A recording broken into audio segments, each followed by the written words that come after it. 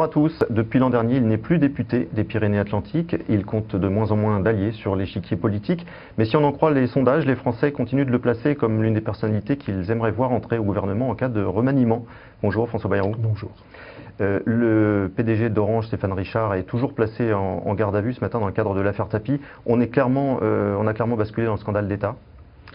Vous voyez bien la gravité de cette affaire, je n'ai pas besoin d'y insister. J'ai pendant des années montré à quel point il y avait dans ce mécanisme des choses profondément anormales.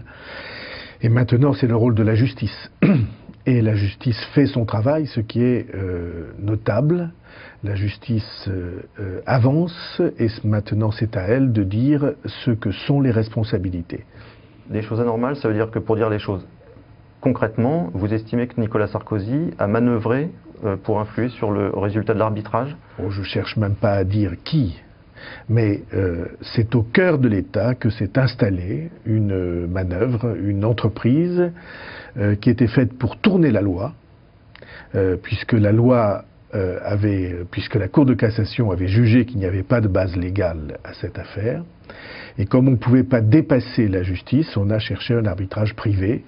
Et ça n'a pas pu se faire sans l'accord officiel du ministère de l'économie et sans la bénédiction, évidemment, du plus haut sommet de l'État. Donc la suite logique, c'est un Nicolas Sarkozy qui rendrait des comptes à la justice? Ah non, ça ne se passera pas comme ça. Ça se passera comment? Parce que, comme vous le savez, il y a en France une règle d'immunité pour le président de la République qui fait que les décisions prises dans l'exercice de ses fonctions de président de la République ne peuvent pas être appelées devant la justice. Donc la suite? On en restera à l'échelon de Stéphane Richard? La suite est très importante. L'État a décidé de se porter partie civile. Et si ces choses sont prouvées, les juges avancent et c'est à eux de dire le résultat de leurs enquêtes.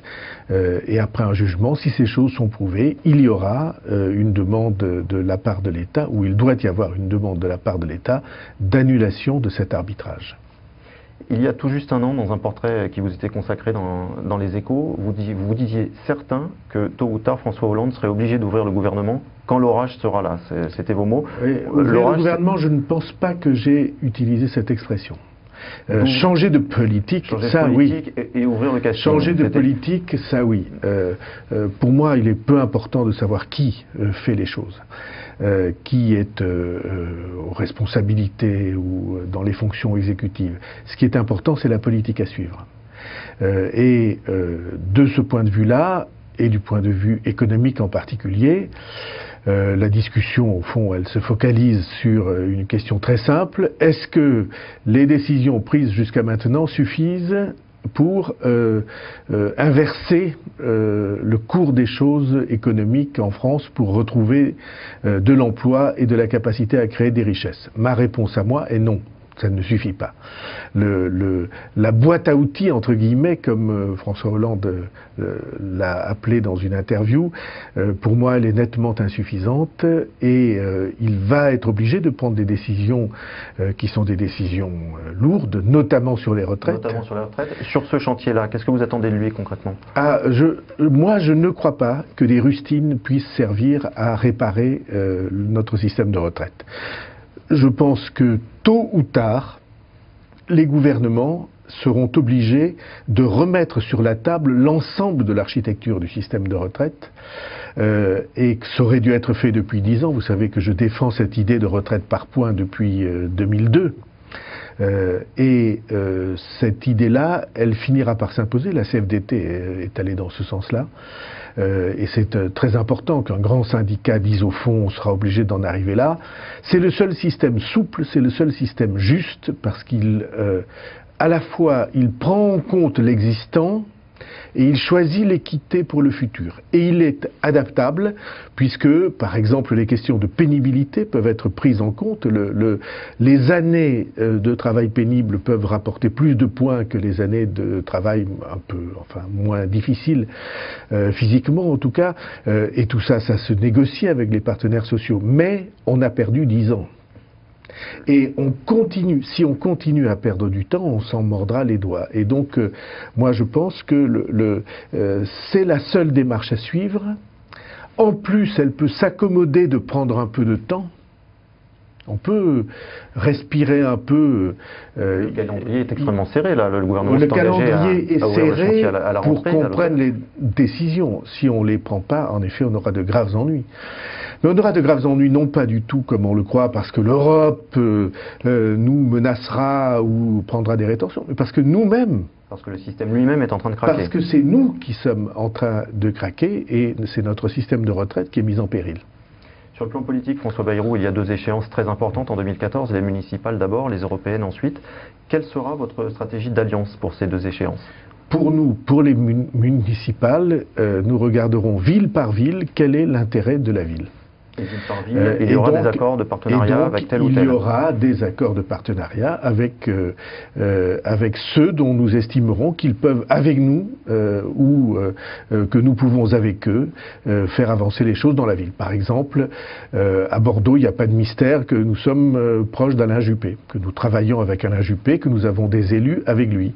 Et il y a d'autres villes où on peut avoir des maires socialistes qui comptent. Pour moi, ça n'est pas l'étiquette qui est l'important. Vous comprenez ça? Pour la vie locale, un grand maire, qu'il soit socialiste modéré ou UMP modéré et rassembleur aussi, ça ne présente aucun inconvénient. On a bien compris que le mot important c'était modéré, là. Non, le mot important c'est rassembleur. Hein, le mot important, c'est qu'il y ait des élus locaux qui ne soient pas sectaires. Le pouvoir local ne s'accommode pas du sectarisme. Et chaque fois que nous trouverons en face de nous un élu sectaire, qu'il soit d'un bord ou de l'autre, nous ne le soutiendrons pas. Nous sommes là pour que les réalités locales prennent le pas sur les réalités partisanes. L'intérêt général avant l'intérêt partisan. À titre personnel, très rapidement, François Bayrou, on dit que la mairie de Pau vous intéresse. Oui. C'est le cas? C'est-à-dire, je suis élu à Pau depuis longtemps, et un élu local et municipal aussi, et je travaille à faire que des gens dispersés se rassemblent. Et tout le reste, pour moi, passe au deuxième plan.